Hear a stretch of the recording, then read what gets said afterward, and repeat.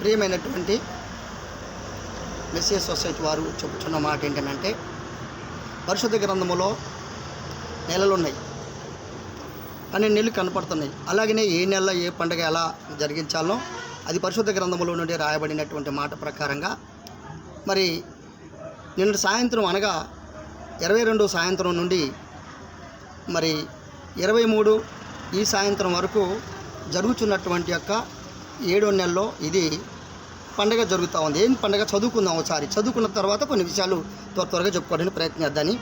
లేవియకాండము 23వ అధ్యాయం 24వ వచనంలో, నీవు ఇశ్రాయేలుతో ఇట్లనము, 7వ నెలలో మొదటి దినమున మీకు విశ్రాంతి దినము, అందులో జ్ఞాపకార్థ శృంగపు ధ్వని వినినప్పుడు మీరు పరిశుద్ధ సంఘముగా కూడవలెను.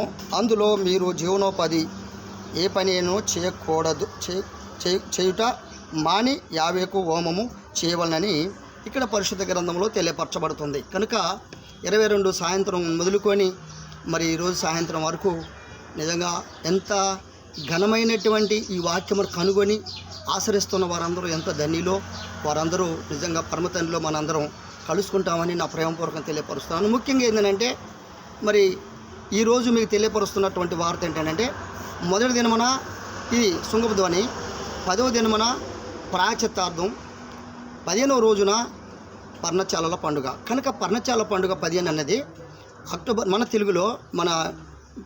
తెలుగు నెలలో అక్టోబర్ నెల 6వ సాయంత్రం నుండి ప్రారంభమవుతుంది. కనుక 7వ తారీఖు ఉదయము మనకు 10 గంటలకు మరి ఆ రోజు ఖచ్చితంగా ప్రారంభమవుతుంది. 2వ శిక్షణ ప్రారంభమవుతుంది. మొదటి శిక్షణ అదేవిధంగా 6 నైటు, 2వ శిక్షణ 7 ఉదయం సాయంత్రం వరకు జరుగుతుంది.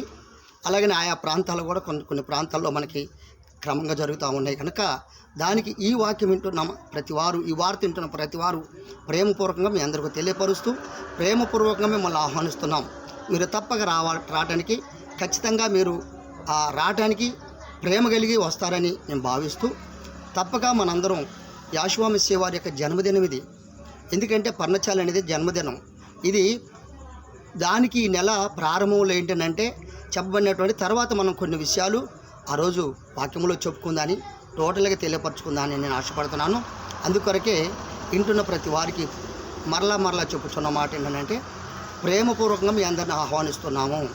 కనుక తప్పక మీరందరూ నా ఆహ్వానమును మన్నించి మీరందరూ కూడా తప్పక రావాలని ప్రేమపూర్వకంగా తెలియపరుస్తూ మీ అందరికీ వందనాలు తెలియపరుస్తాను.